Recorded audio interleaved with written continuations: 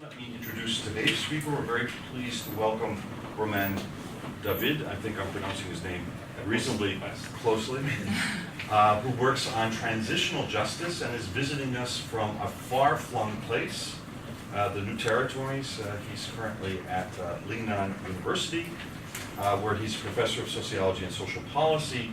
Previously, he was at Newcastle in the well-known political science department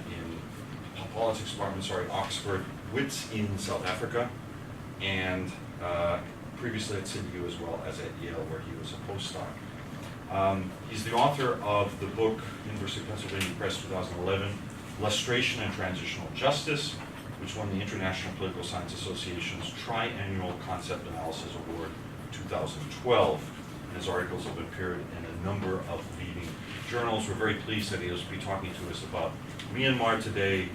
We've had a strong interest in Myanmar, but having lost one member of staff concerned with Myanmar, but fortunately having gained another, we continue to have this strong interest, and therefore we're looking very much forward to talking. Please. Thank you. Good afternoon.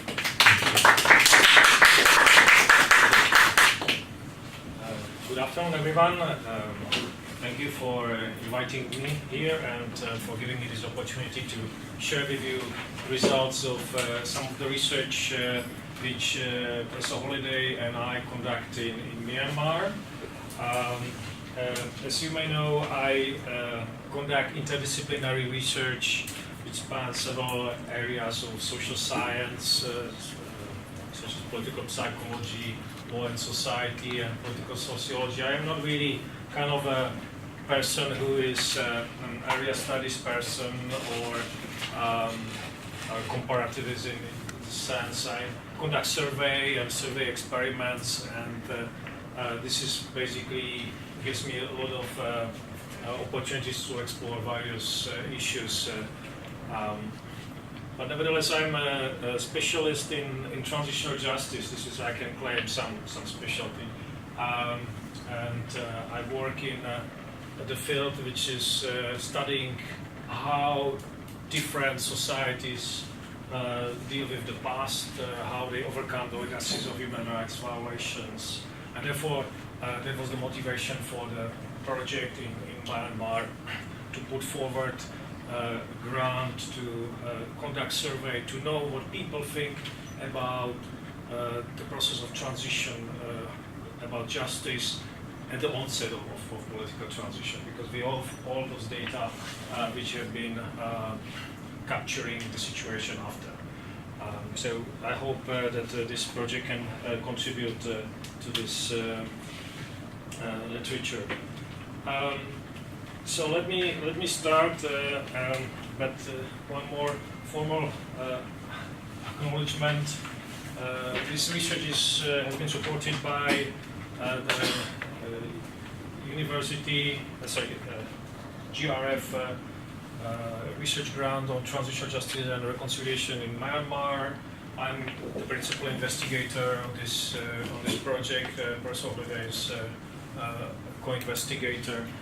I would like to also mention that as a part of this project, we will organize a conference on Myanmar in Lingnan later this year or next. It will be next academic year. So I hope that I can see many of you there as well. Now, let me start with the substance. I would like to stress that respect for ethnic and religious minorities is generally considered essential for stable democracy. We are speaking about respect for minority rights, respect for individual rights, respect for political opposition, which should have an opportunity to become a government, to win elections. And we know that these topics are, this majority and minority relations in democracies, still very much contested in many places around the world. And we know about what happened in the United States last autumn, when there was a series of racial killings, police killings of which were very suspicious in terms of the racial dynamic. We know what is happening in Western Europe currently, the attacks against the Charlie Hebdo magazine, attack against the Jewish Museum also last year. So we know that these issues are very much contested as in political field, but as well as in theoretical field. Now I would like to stress one more thing. This respect for minorities is absolutely critical for countries which are undergoing democratization, which are liberalizing, which are progressing from authoritarian regime or any other undemocratic form of regimes towards more open society, more liberal society. We know that issues which haven't been resolved in the past can really kind of spill over very quickly and become hardly manageable. In the case of, for example, South Africa, which after the political liberalization of 1990, which started with the release of Nelson Mandela from jail, the legalization of legalization of the African National Congress, etc. And we had a situation in the country where there was almost total civil war between different, for example, the Zulu and Zulu Inkatha Freedom Party and the ANC. There were secessionist tendencies in KwaZulu-Natal, in Orange Free State, and the country had really difficulties to manage this transition because of the eruption of this unresolved ethnic and racial and religious tensions. Now we know that other countries were not so lucky. Former Yugoslavia, when it dissolved, it resulted in a prolonged war between different states, and despite all sorts of international interventions, the conflict continued. The conflict started in Croatia, Slovenia, continued in Bosnia, then Kosovo, etc. So we know that these things are very important to study. In the case of Iraq, I think I don't need to mention this too much. So this issue obviously is particularly pressing in the context of Myanmar. We know that in Myanmar the military is engaged in about 16 conflicts with 16 different armed ethnic groups. They are mainly located in, for example, Kachin State, Shan State, and there are many other instances. These are just to mention a few. We are talking about issues which are really ongoing. We are not talking about some remote past grievances which happened many years ago. We just had an attack in last autumn, I think November, on the Kachin Cadet Academy, where about 16 cadets were killed by the Central Army. Recently we had 2 Kachin teachers, female teachers, found that raped in northern Shan State. Army is probably responsible for this atrocity, and there are others. Obviously, all these military groups, they have different agendas. Some just seek the control of natural resources, whereas others are more interested in even in the independence. In addition to this, we need to highlight the issue of the stateless Rohingya minority, which is located in Rakhine State, mainly in Rakhine State. They are in other places as well. This again is very pressing issue because this minority hasn't been officially recognized, do not have rights, and as a consequence of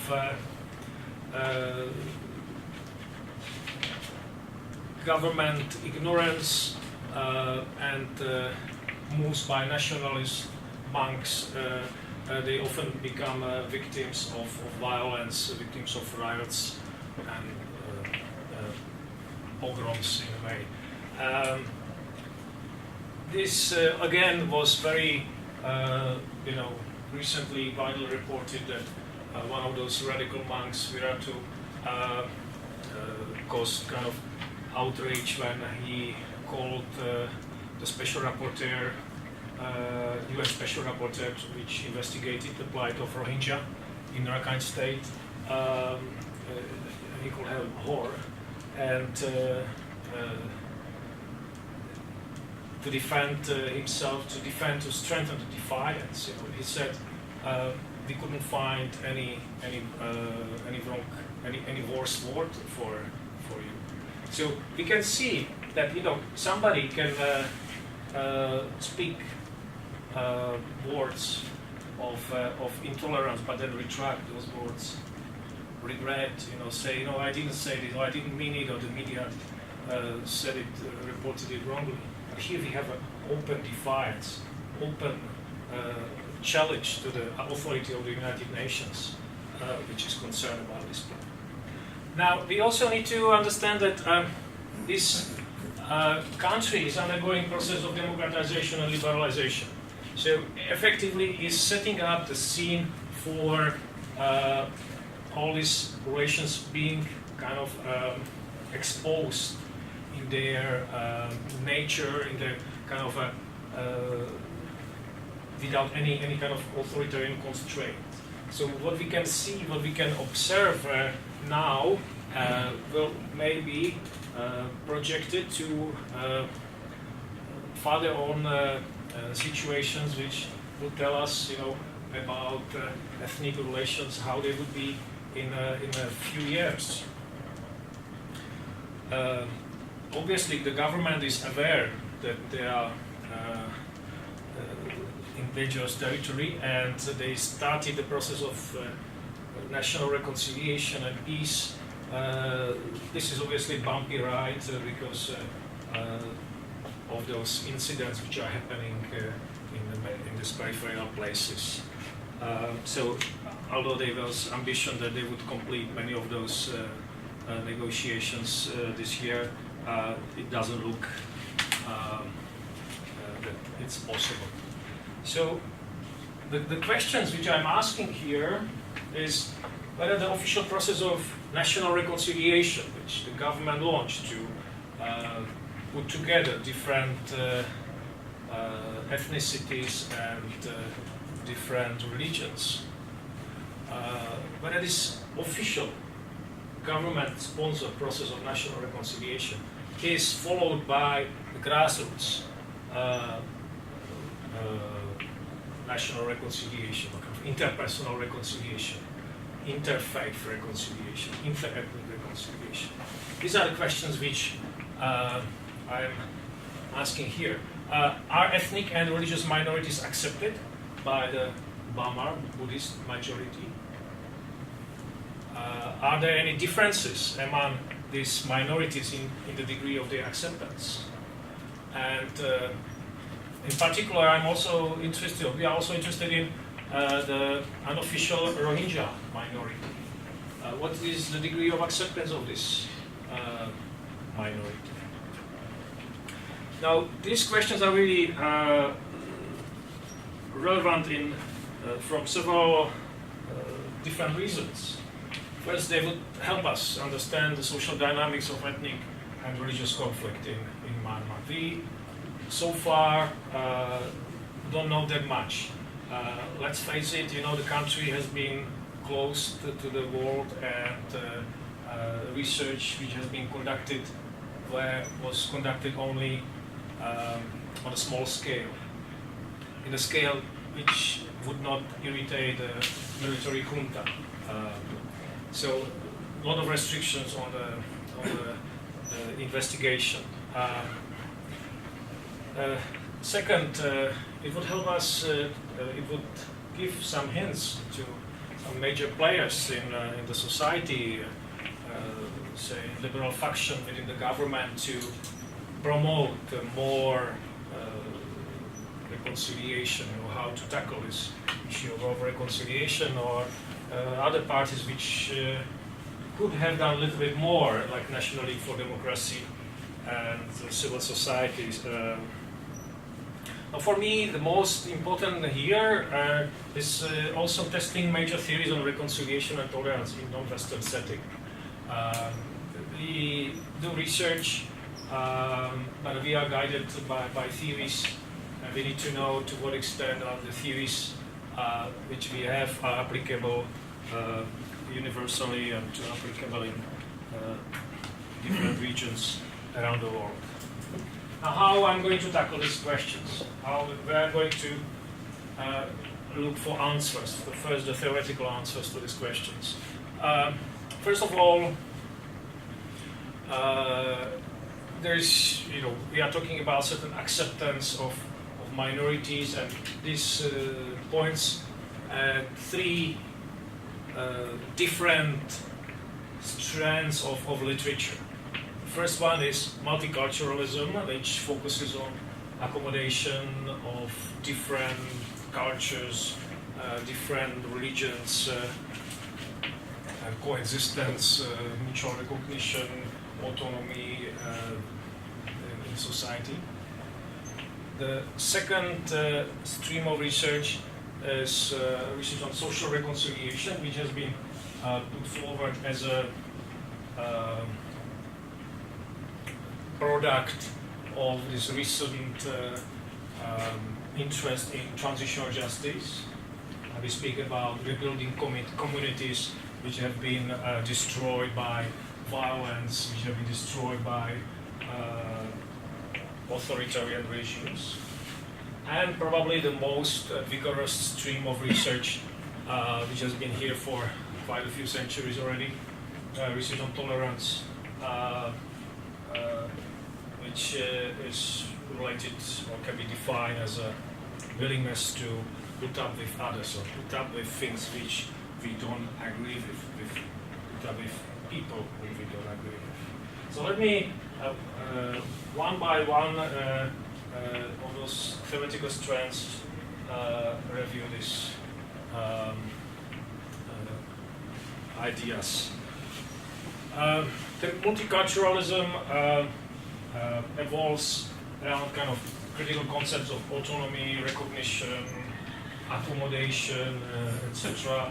It's been defined as the political accommodation of minorities formed by immigration to Western societies. We know that this type of conceptualization started, it's not that long, kind of, it hasn't been with us for that many years. It's rather a novel concept. It remains very highly contested and politically charged. We know that in view of the recent developments, David Cameron, Prime Minister of the United Kingdom, was speaking against multiculturalism. Angela Merkel at certain point was also speaking against it. So we know that the issues are very fragile in terms of majority-minority relations in many Western European countries. But the good news is that, with exception of Holland, the multiculturalism policy index doesn't show any signs of retrenchment. Only in Holland, which has been kind of a liberal society for centuries, there we observe some decline. So this gives, this leads us to the first set of hypotheses, this first stream of research. First, I would say the stronger the purchase of liberal ideology, the wider the acceptance of ethnic minorities as neighbors. Now, how this hypothesis came to being. We observed that recently there have been demonstrations against new immigrants in Germany, in Austria, the Pegida movement, and there were demonstrations against those demonstrations. You can clearly observe that people who are liberal in general would be more willing to obviously accept others as ethnic groups, for example, as neighbors. Now, second hypothesis is much more contentious in its formulation, in its wording. It's a hypothesis, so it's not a big deal, to formulate it either way, positively or negatively. But this hypothesis is formulated contrary to expectations and contrary to much of the previous research which has been conducted. And says that experience of multicultural environment decreases the acceptance of ethnic minorities as neighbors. Now, if there was acceptance, we would not have any problems. For so many years, the ethnic and racial and religious groups were living side by side, but now we have problems. It doesn't mean that we live together that things are getting better. In fact, they seem, the evidence so far, it seems that it's not the case. For example, we would ask why the Western political parties, the extremist political parties, or we don't call them maybe extremists because they are becoming mainstream, why they attract more and more voters. Third hypothesis, I mentioned Angela Merkel and David Cameron.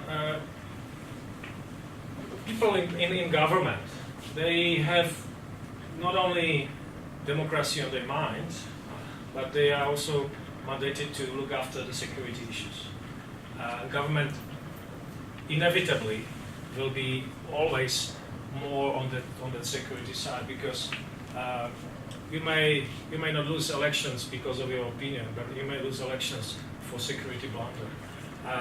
And so I believe that this greater trust in government decreases acceptance of ethnic minorities, those people who tend to be more in favor of government, and greater trust in the liberal opposition increases acceptance of ethnic minorities as neighbors.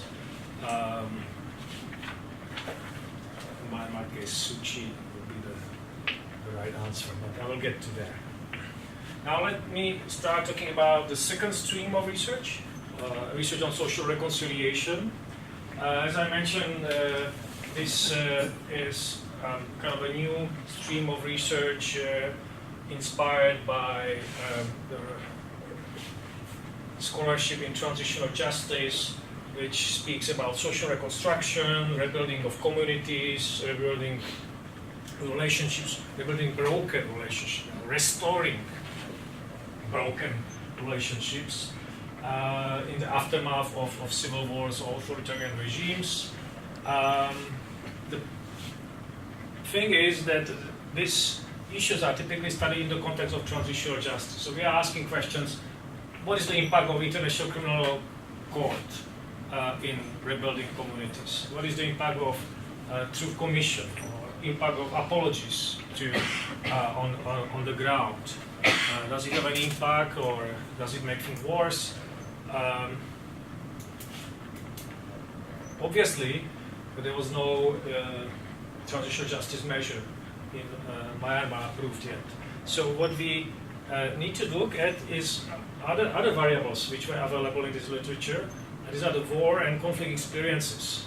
And typically, those experiences negatively affect the prospect for reconciliation.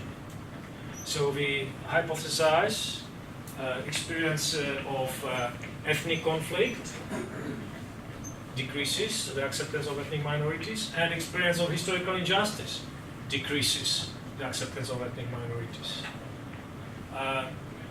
All of these point to two different types of historical issues. The first one points to the ethnic conflict, which may be, say, Kachin and Bamar conflict, whereas the other one points to the injustices committed in terms of the context of the previous regime.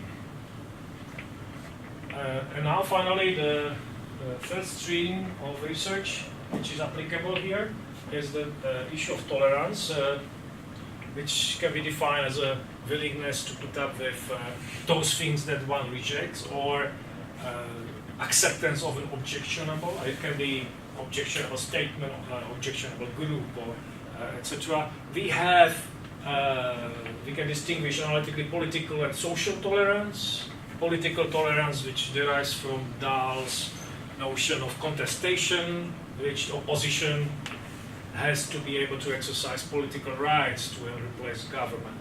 So we have here link directly democracy and rights, why it is important conceptually, and we take it for granted, but this is actually one of the biggest civilizational advances here, because what does it mean? This is basically it's a statement that I'll let you win the elections. Yeah, I'm in government, I'll let you win the elections to depose me from government. This is absolutely stunning human development, you know, and we only realize it here in Asia, and also sort of context how important it is. Well, we take it for granted in many other places. I can talk a little bit about this political tolerance research. There are three types of research, you know, how they were evolving. If you are interested, I can tell you more. For now, I will skip it and go to a little bit more about the social tolerance, because we need to understand that tolerance actually is a little bit more, it's a little bit broader topic than exercise of rights.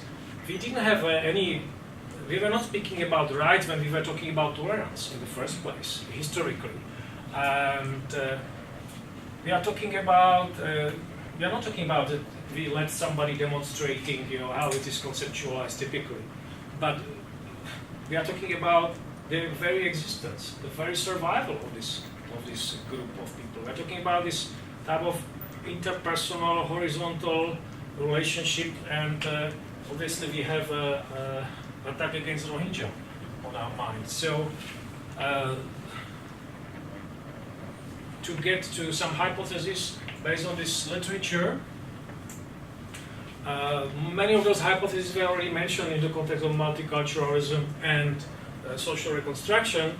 What this tolerance scholarship gives us are the other two predictors: emotions, perception of threat by the target group, and anger by the target group. So fear, anger are negative predictors of tolerance or acceptance. And then social identity theory. Perceptions of the out group are a function of being identified with the in group. I don't know to what extent you are familiar with the social identity theory. Basically, everybody has kind of individual identity and social identity. The social identity is derived from the group membership in which we belong to. We may belong to several groups, we have more social identities. But basically, the scholarship basically says that the more we are identified with a social group, the more exclusive we are. I don't agree with this understanding of social identity theory. I think the theory has been misinterpreted, but this is how it has been presented in research. The theory has been introduced by Dutchfeld. So it leads to three more hypotheses. Anger at members of an ethnic group decreases its acceptance as member. Threat by members of an ethnic group decreases its acceptance. And the stronger social identity,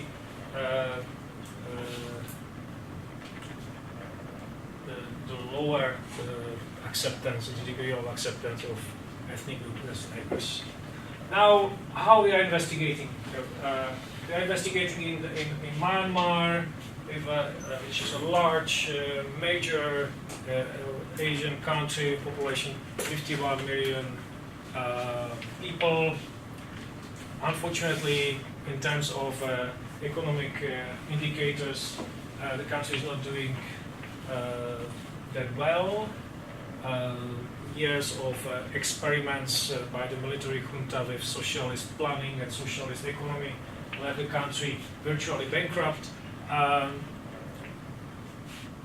The country was actually, after the war, was at the same level as Korea.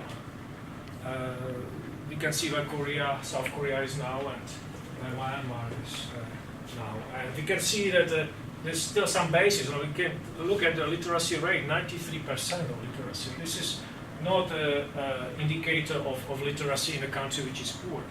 This is an indicator which a country which is solid already economic base. This only shows, that how things were worsening over the decades. There are officially 8 major ethnic groups. They call it national races, and within them there are about 135 ethnic groups, you can say subgroups.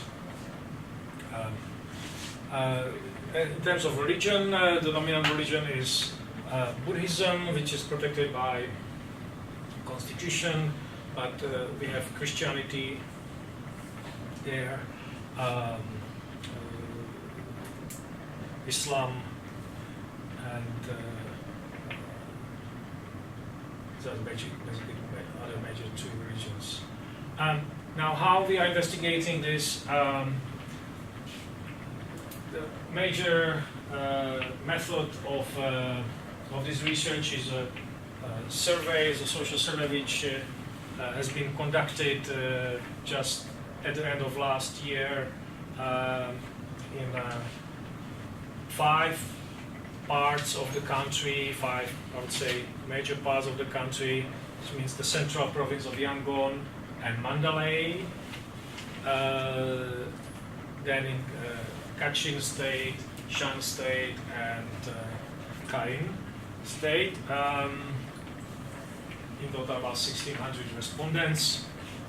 3 survey experiments were part of this study, and there are some other qualitative methods which are used, which I haven't explored because I've been just now fiddling, trying to understand the data a little bit, trying to understand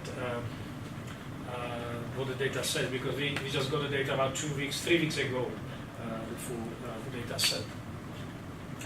And so we have interviews, inquiry into the meaning of critical concepts, etymological inquiries, and things like that conducted. Now let me start with those operationalization of those major variables. The dependent variables, I'm talking about acceptance as neighbors. So first of all, we're trying to have certain map of these different ethnic groups to understand how people would accept different, say, religious groups, different nationalities, and different ethnic groups. So there was a question in the questionnaire with 5 response categories concerning each of those groups. So we try to understand how these groups are accepted or rejected, let's say. The independent variables are summarized here in this table. One more table, more variables. Liberal ideology is operationalized as belief in ethnic and religious equality, approval of inter-ethnic and interfaith marriage, exclusion or absence of exclusion. Our country would be better without some ethnic and religious minorities. Trust in government, and it's obvious, trust in liberal opposition. We put the trust in Aung San Suu Kyi. Then experience of multicultural environment, as the multiculturalism hypothesis go.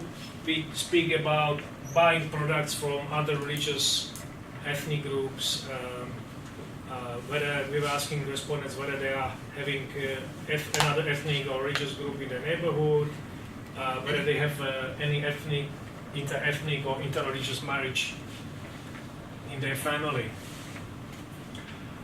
We were asking about the experience of past conflict, whether there was any fatality in the family, or whether people were forced to flee their home, abandon their homes as a consequence of the conflict. Asking about historical injustices like being political prisoner, losing a job due to past conflict. Emotions, threat by a group, being afraid of another ethnic or religious group, being angry. Social identity we operationalized as a support for the interfaith restriction law. It came as a very handy issue because this interfaith restriction law, I don't know to what extent you know it, is a law which intends to, which was put forward by Buddhist nationalists and intends to prohibit or limit options for Burma Buddhist girls and women to marry outside their own religion. It is justified by national identity, rather the protection of the nation. So it came very handy here. And the control variables, obviously gender, age, education, and income. Now, if you look at the descriptive statistic, the results of how these groups are perceived, we are just looking at the results which concern the Yangon and Mandalay, and they are filtered for Buddhist Burmars. Yeah? So the minority, this is without the minorities. This is how the majority perceives the minority. And we can see that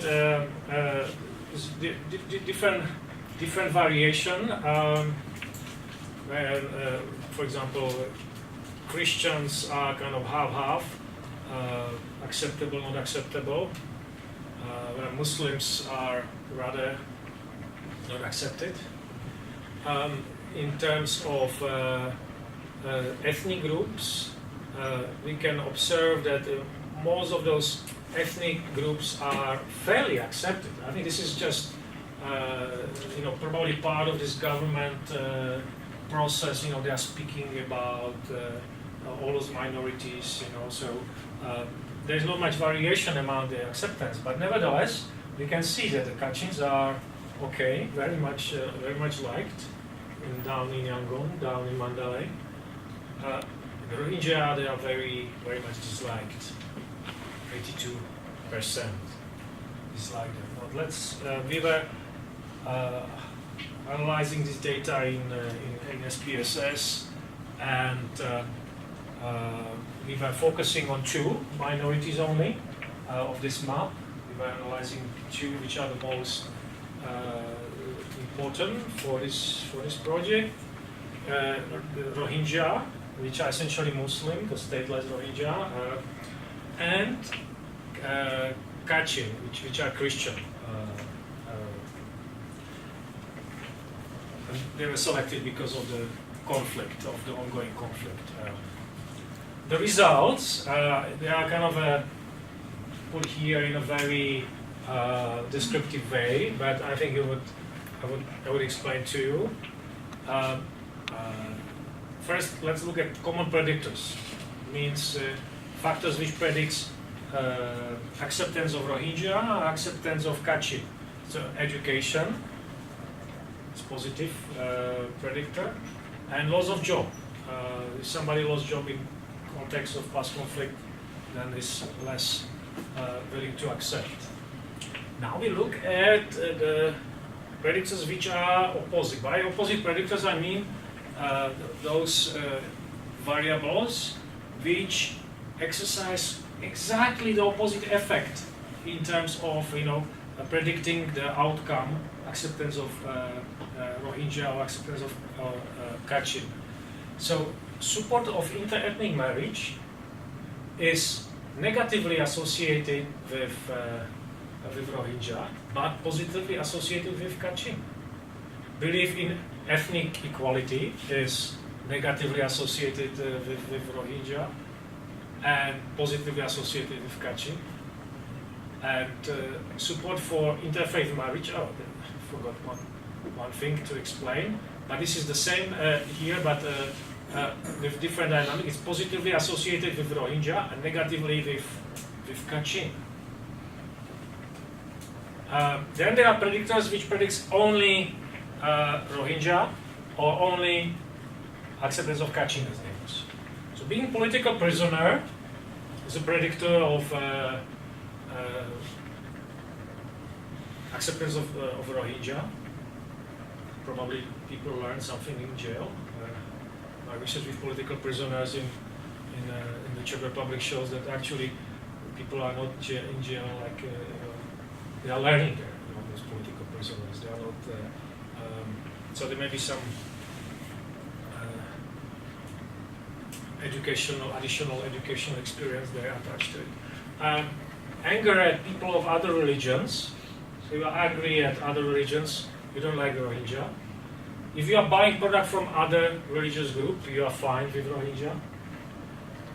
If you are exclusive in your nature, you exclude Rohingya, essentially. If you believe in religious equality, this is predictor of Rohingya. And then, very nice thing, which is not that much apparent here, but supporters of Aung San Suu Kyi don't like Rohingya. We have a problem here coming. Then in Kachin community, being male, I think this is not that important. It's negatively associated, but fatality in family. It means that probably somebody was in the army, serving in an army from the family, and lost his life as while fighting in one of those peripheral conflicts. Relatives from another ethnic group, it's positively associated with Kachin ethnicity. Another religious group in the neighborhood. There is some association, but this is very weak. Yeah? When you have this type of thing, this is not really significant. I would say people say marginally significant. I think more would be appropriate to say marginally insignificant. And approval of interfaith restriction law. This is interesting. Yeah? I will tell you why this is interesting. So let me now discuss the findings, how they relate to those theories which I started to talk about initially. How did this relate to multiculturalism? It is interesting that this multicultural experience is valid for both, but with a different social mechanism. Because Rohingya is viewed as a religious group, whereas Kachins are viewed as ethnic group. There's a completely different dynamic there underpinning this relationship. I will talk about it a little bit more.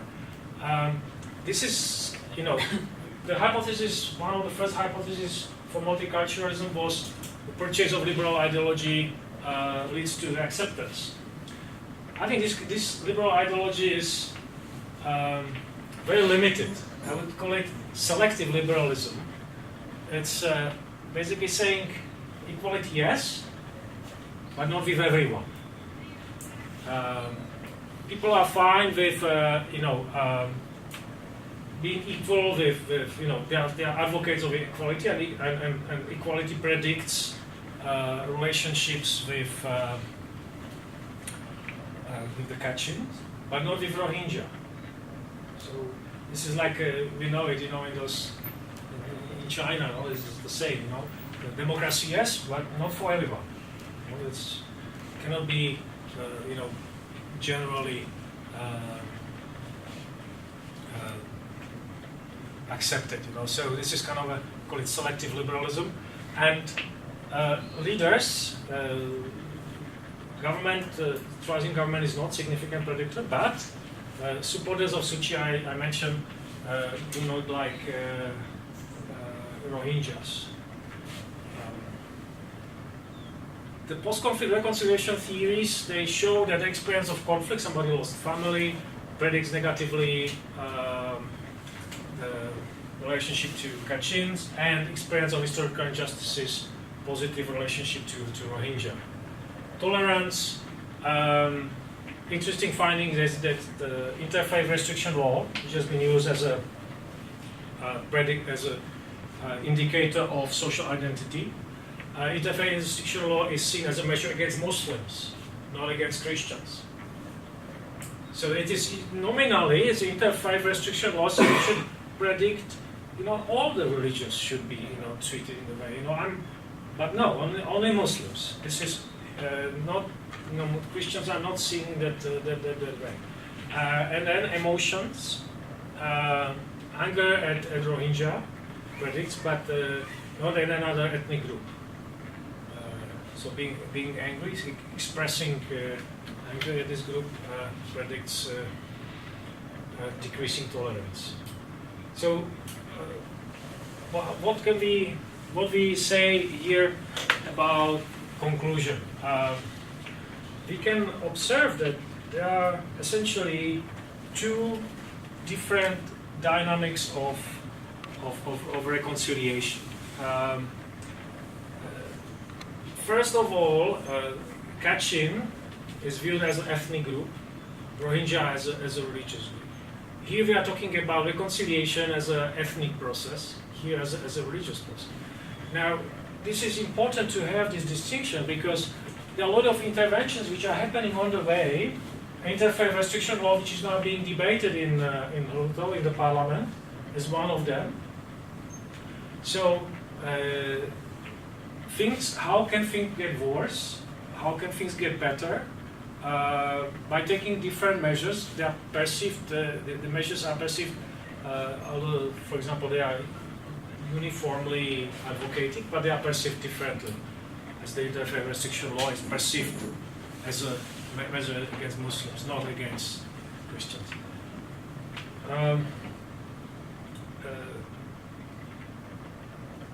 They also explain. This also explains why Suu Kyi has been actually quite silent about the issue of Rohingya, about the issue of ethnic minorities, because simply she would lose elections if she dared to raise the hope. Interestingly enough, I look at the religious correlation and compare different religions and support for Suu Kyi, and I found actually Muslims are those who trust Suu Kyi the most. This is also a very interesting thing, because they hope, this is their only hope. They don't have any other chance, whereas the nationalists can turn to another party. But, so she will have a problem. She will have a big dilemma to resolve. The dilemma concerns the quality of democracy, which is going to be there. And from theoretical perspective, we have actually it's quite fascinating finding, because we have two ethnic groups and we have two sets of predictors which predict acceptance or rejection of this minority. And then not only they are different, they sometimes even run in opposite direction. I think this is we have theories which explain certain relationship to ethnic groups, but we were usually studying those issues of tolerance of the least liked group, in surveys. But here we have a situation that the relationships are they're completely different strands of theories which predict it. And they explain actually why these Mamas can or cannot live together side by side. Now, to start, to end where I started, I mentioned at the beginning that how important it is to have solid minority-majority relations for stable democracy. And I mentioned how difficult it is in countries which undergo process of liberalization. Now these countries are undergoing liberalizations, and there is a lot of potential challenges on the way, because this relationship between the majority and minority can turn very, very badly. Thank you very much.